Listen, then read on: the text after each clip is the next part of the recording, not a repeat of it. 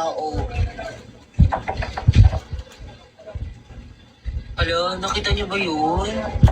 Yung talent show ko? I don't know, kung magugustuhan niyo ni Kev. Diba ayaw niya na ng kit eh.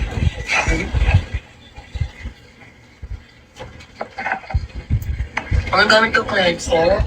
No, Cetaphil. Nagawa mo kami laki 1K. Kasi wala nang QA kasi anong oras na umaga na.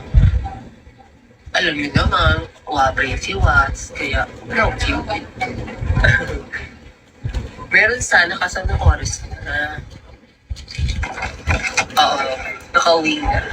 Kasi dito sila Mikay sa baba. Nagulog-guligan sila dito. Ang dumi ang talig ko.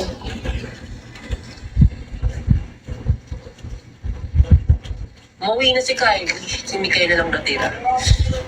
Kasi bumalik sa akin si Mikay para pag-uwi niya dito to Manila, magkaano na siya. Bahay na para sleep daw. Nainit talaga ako sobra. Di pa ako nakatulog. Umuwi na si Kylie, guys. Oo, hindi. Nandito pa sila, sa baba. Si Abby, si Kim. Pero si Mikay, hindi pa umuwi. Bobomba pa siya. Para daw pag-uwi niya, tulog daw. Kasi dito siya makatulog. Kakawin niya daw galing Taiwan. Diba? Nag-miss kami, di ba, laro-laro? Ganun kami, guys, pag may event, eksena dito sa amin. Lahat ng bakla pupunta, alam na. Nasali ko sila sa live shirt.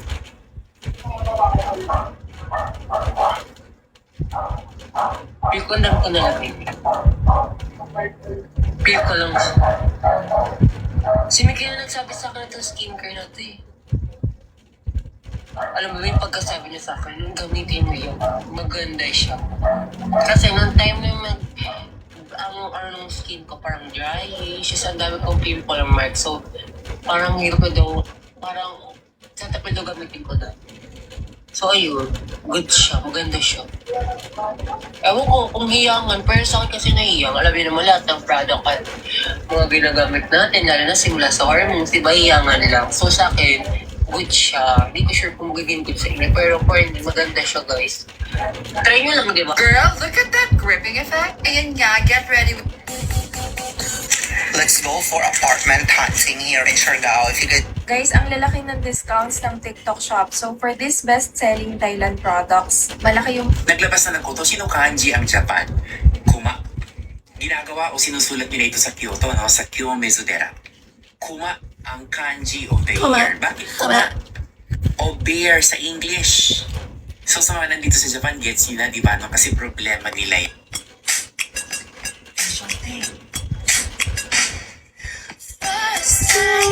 No, pwede paupo naman ako dyan.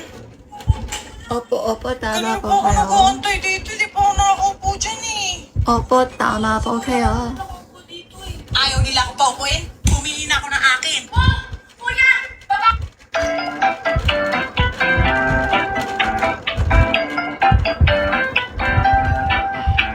I-target nyo na dapat yung mga kinikili. Yung mga kaibigan talaga tayong bigla-bigla nag-aaya, no? Bukas magbuburakay po kami, ura-urada ngayon lang po kami nag-book ng ticket. Salamat! Kumbaga ang motto namin sa buhay, I am here to impress, not to express, and this is to brag, not to inspire. Sakto, binibidyan ko tong African cloth na to, tapos i-share ko lang rin sa inyo kasi meron ko kinaanigan na sabon talaga. Alam ko, so, you know? Para sa mga